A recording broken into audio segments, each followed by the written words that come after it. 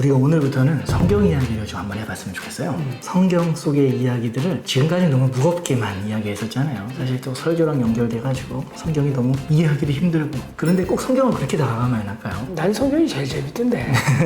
그래서 성경을 좀 재미있게 어떻게 읽을 수 있을까? 이 방법을 그대로 알려주기는 좀 어렵겠지만 우리가 성경을 읽으면서 이런 질문 가져도 됩니다. 이렇게 쉽게 편안하게 이야기 나누셔도 괜찮습니다. 하는 그런 메시지를 좀 이 영상 가운데 주면 좋겠다. 그러니까 구첩 반상이 설교를 하면 김밥도 먹고, 그쵸. 삼각김밥도 해 먹고, 초밥도 한번 얹어 먹고, 성경을 좀 이렇게 다양한 맛을 한번 보는 시도, 그런 건 재밌을 것 같아요. 그래서 오늘은 첫 번째로 예수님의 탄생 이야기부터 좀 조목조목 한번 이야기해보면 재밌지 않을까? 예수님 탄생 이야기. 근데 이게 좀 뭔가 설교 때나 이럴 때처럼 진지하게 막 이렇게 안 가도 돼요? 안 가도 돼. 그냥 막 성경 좀 가지고 놀아도 돼요? 놀아도 돼. 오케이. 나 그런 거 좋아.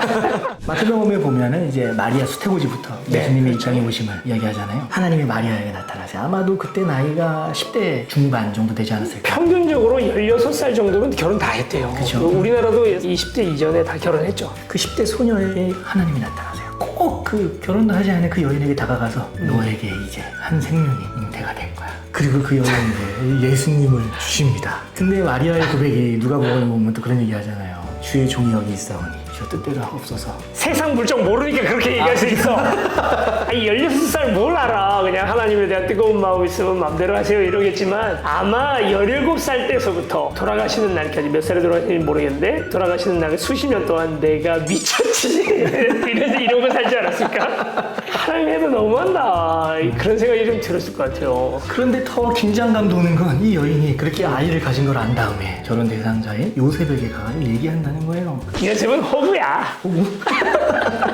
나 같았으면 다른 사람의 아이를 가졌어.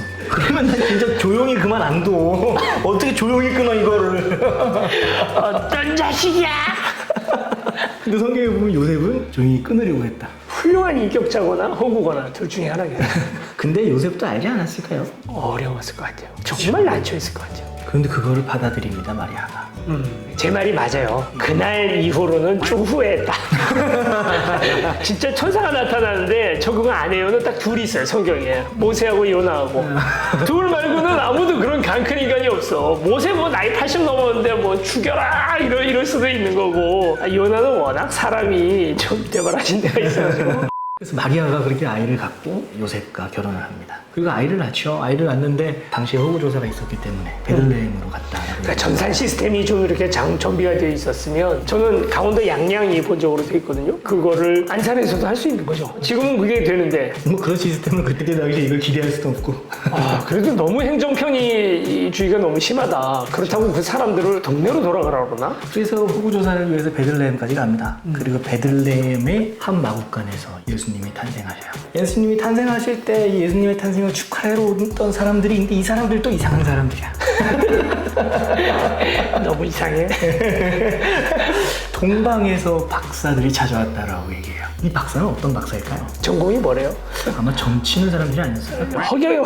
아니 어떤 사람들은 동방에서 왔다고 하니까 한국이 아니야? 그런 사람도 있었어요, 예전에. 네, 그 얘기 들은 적도 있어요. 동방의 박사가 몇 명이죠? 사실 성경에는 3명이라는 근거는 없죠. 3명이라는 얘기가 안 나와요. 근데 왜 3사람이라고? 선물 때문에 그러죠, 선물. 선물 개수가 세계이기 3개이기 때문에. 한 사람이 하나씩 들고 갔을 것이다. 결혼식을 가도 축의금 안 내고 가는 사람들이 있었고. 그죠?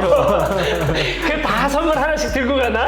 아니면 다른 사람의 축의금 다 모아가지고 가져오는 사람도 있어요. 이게 다 모아서 금덩어리 하나 샀고 또 다 모아가지고 유황 하나 사고 그랬던 거지.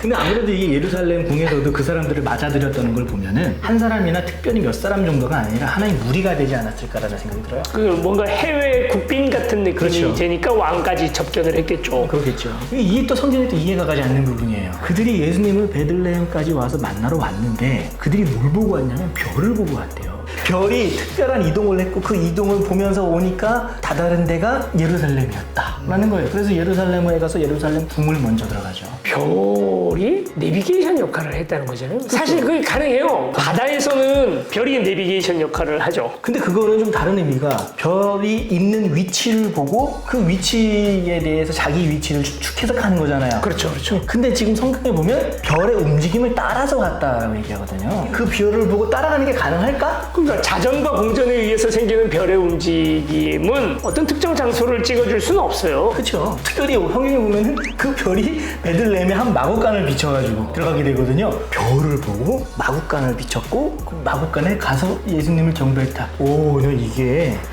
이해가 안 되죠. UFO네. UFO.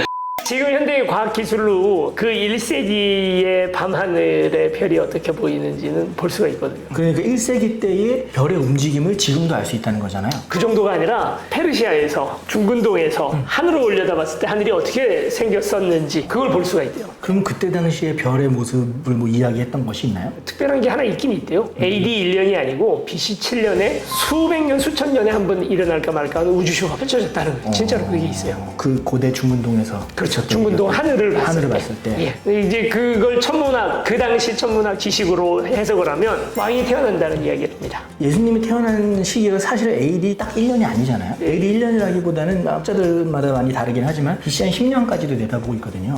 예수님 탄생 시기를 우리 정확히 아는 사람이 아무도 없어요. 그렇죠. 심지어는 십자가형이 일어났던 해도 우리 정확하지 않거든요. 그 로마의 황제가 누구고 그때 제사장이 누구였고 정도를 가지고 그 어간을 추측을 할 뿐이에요. 근데 BC 한 7년의 하늘을 보면 우리가 듣기엔 별거 아닌 얘기예요. 목성과 금성이 좀 다르게 움직였다는 거. 아마 그 당시 사람들, 천문학자들은 깜짝 놀랐을 거다. 이렇게 얘기하더라고요. 그런 걸 봤다고 해요. 그런 일이 있었다고 해요. 근데 그런 일이 있다고 해서 그 별의 움직임을 보고 베들레헴을 딱 찍어서 내비게이션도 아니고. 내비게이션도 아니고 그들은 어떻게 거기를 또 찾아갈 수 있었을까? 그러니 막상했죠. 와. 그럴 수는 있을 것 같아요. 뭐 그때 당시 사람들이 별의 움직임을 보면서 별의 뭐 흐름을 보면서 그 흐름을 통해서 뭐 자기들만의 계산법이 있지 않았을까? 그래서 그 계산법을 통해서 어떤 위치를 정확하게 특정할 수 있었고 그 특정한 위치 가운데서 수소문을 해보다 보니 마곡간에서 한 아이가 태어난 것을 목도하게 된 거죠. 그걸 계산해서 간다는 게 참. 그러니까 박사겠죠.